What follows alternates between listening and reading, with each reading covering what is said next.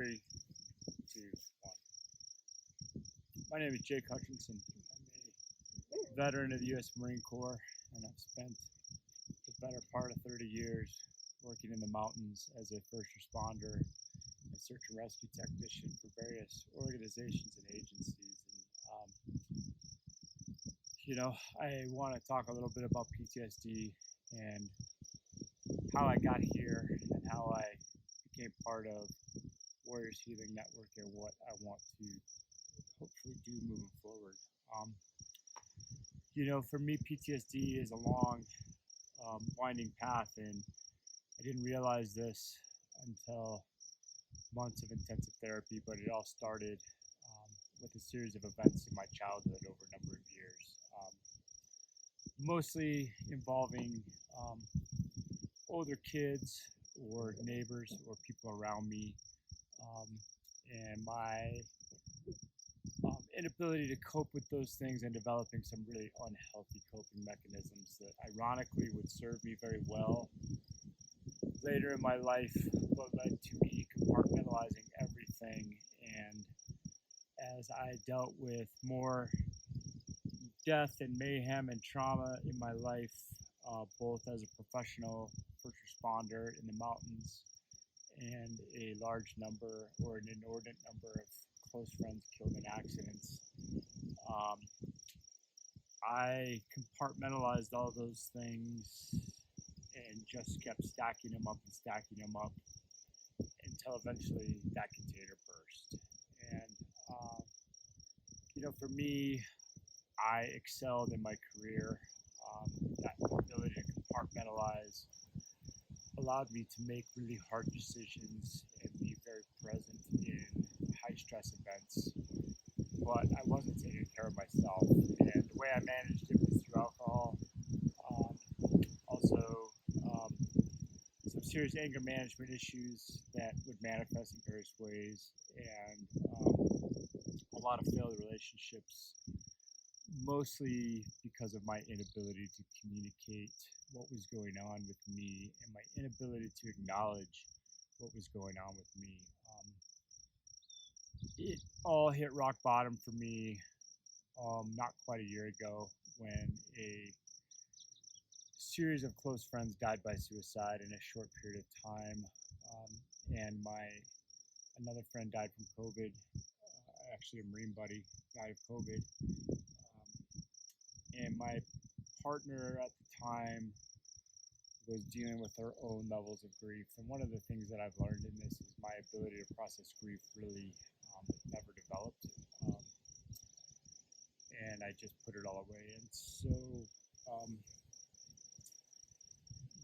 there was a bunch of things in hindsight that had happened a few months before this that had kind of started this slippery slide. And I now see in hindsight that my alcoholism had gotten out of control. It's easy to blame alcohol for my problems, but the reality is PTSD was a problem, and alcohol was a way that I was trying to manage it. And alcohol brings its own set of issues to the table, and everything compounded. And for me, alcohol just became gasoline that was being poured on a dumpster fire. And it all imploded in a single evening that I still have no memory of. Blackout drunk, blackout PTSD event. I hurt some people that I love very much.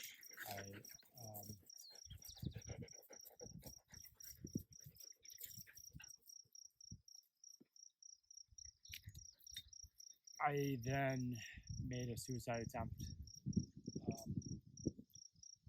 that thankfully somebody physically intervened in. And at some point passed out. The next day, I actually had some pretty solid plans on where I was going and what I was going to do, how I was going to end my life. The biggest hitch is what I was going to do with my dog. I drove through a small town in Colorado looking for someone to take my dog. Thankfully, luckily I didn't find that person. And as I drove out of the town, I encountered a bicyclist who had been in a very serious bike crash. And I actually drove right past them. And somewhere a little bit up the road, my first responder brain kicked in, and I threw my truck in reverse, and I backed down the highway and pulled over. And I spent a significant amount of time with this person, stabilizing them and waiting for an ambulance to arrive, um, thinking that they may die the entire time, but not sure. And it was all very surreal. Paramedics came, we talked. I helped load the guy in the ambulance, and then they were gone. And then there I was on the side of this highway, two-lane highway, kind of in the middle of nowhere in Colorado. And Just me and my dog, and I started driving up the road. And a very short distance up the road, I made a choice I was going to live. My plan to end my life didn't just fade away. I made a choice that I was going to live. And, not long after that, I made a choice I was going to stop drinking. At that point in my life, I was very focused on drinking was the problem. I didn't really recognize all this other stuff. And not long after that, after a really brutal conversation with a very close friend, decided I needed to get some real professional help. Rock bottom cost me a community of people that I care about very much. They've never spoken to me again. They're afraid of me. It cost me the woman that I thought I was going to marry. She's never spoken to me again. Um, and I packed up and left, and I got home to Salt Lake and started the process. And the first process was to get sober. And it's hard to get sober on a Friday night, but if I had any redeeming qualities in my life, it's stubbornness, and I just made the choice to do it. And I spent the next 48 hours or so kind of dealing with that. I had some close friends that absolutely critical to me being alive and me staying sober in that early period. And then I got help, and it started with traditional routes, started with talk therapy, EMDR, and those two things absolutely got me out of crisis. I cannot say enough thank yous to the people that were involved in getting me out of that crisis mode. And I continued on that traditional path for a while. And while I was out of crisis, I wasn't out of the dark.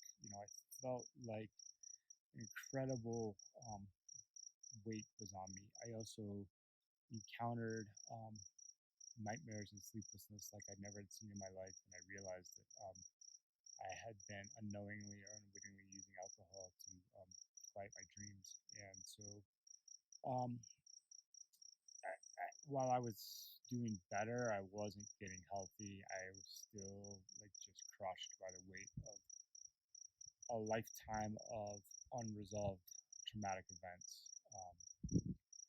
And I kind of I got to psychedelics.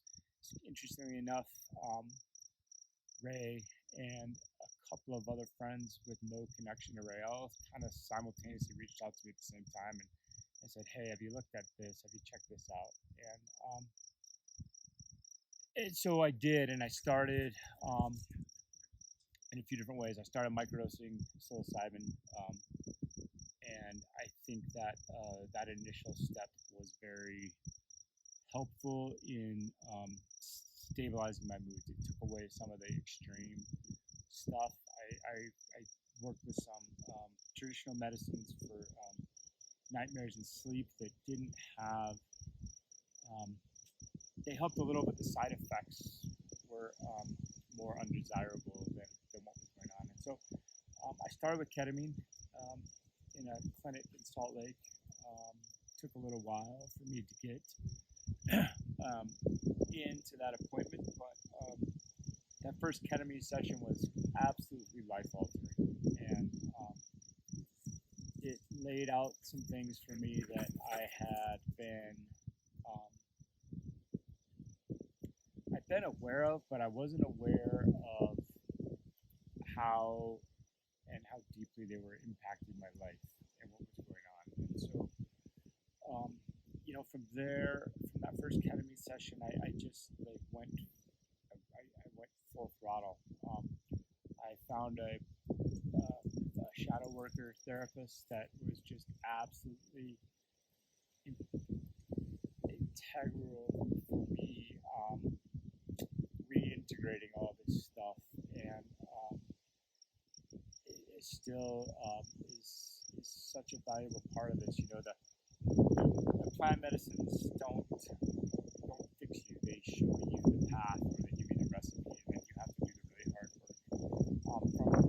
From a couple of ketamine sessions, I did an MDMA ceremony, and I think of this as each step in the process, it kind of builds on what you did before, and it takes you to a new place in your mind, a new place in your subconscious. You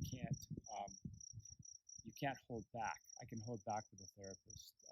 When you're in the ceremonies, um, regardless of what plant medicine or other medicines you decide to use, you've kind of got to go to your deepest, darkest fears and face them and see what's going on,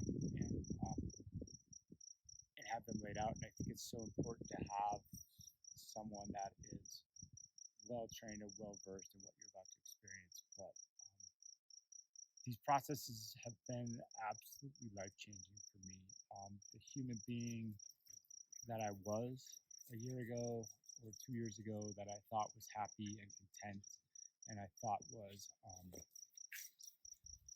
uh, on the path to success, I realize now was deeply wounded and doing a lot of things that weren't being true to myself in order to try to avoid this dark that I have known for so long in my life. So where am I at now? I'm still going. I'm still processing. It's like, it's cliche, but it's like an onion. You peel off a layer, and then there's another layer, and you go and you go and you go. And But I'm a happier human being. I'm a more empathetic human being. I am a receptive human being rather than a reactive human being. I don't fear the dark. I don't fear sleep. My hyper arousal and my hyper awareness and my hyper vigilance are almost completely gone. I can go into a crowded room and sit with my back to the room. I can have a healthy debate with someone rather than an unhealthy argument. I've been sober for I think it's 295 or 296 days now. I don't miss alcohol at all. I realize that it absolutely was the worst thing I could do. I've got a new job. I have sold my house in the city. I bought some land. I'm going to build a house. I'm going to all the things that I thought I was, that I want to hang on to, I'm going to be better at. And all the things that I thought were the bad parts of me that were unfixable, I'm letting go of and walking away. I'm learning to be a better human being all the way around, and a kinder person, and hopefully a more valuable person to the people around me and to our society. So, what led me to want to be part of Warriors Healing Network? It was kind of random. Ray called me. I was actually walking the dogs, and kind of told me what he was thinking and asked me if I wanted to be part of it. We talked, and one of the things that came out of the ceremony I was involved in is clear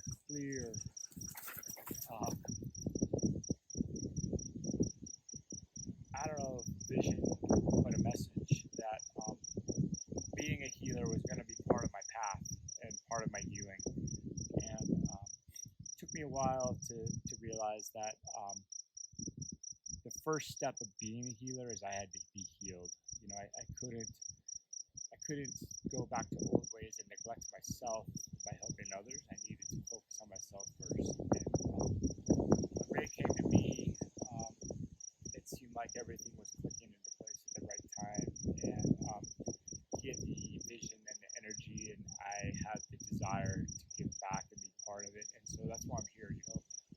vet.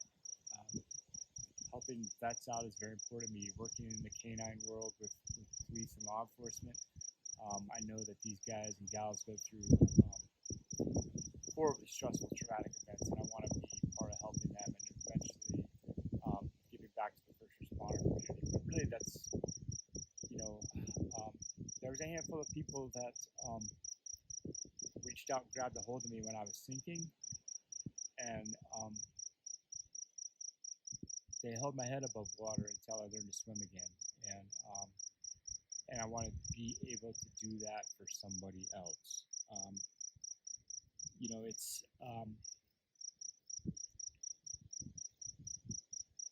I can't fix everybody. I don't have any desires to fix everybody. But if I can reach one person and help them avoid the bottom and all this stuff, all this pain, all this sadness, will hopefully have produced something worthwhile. Thanks for listening, and never ever be afraid to ask for help.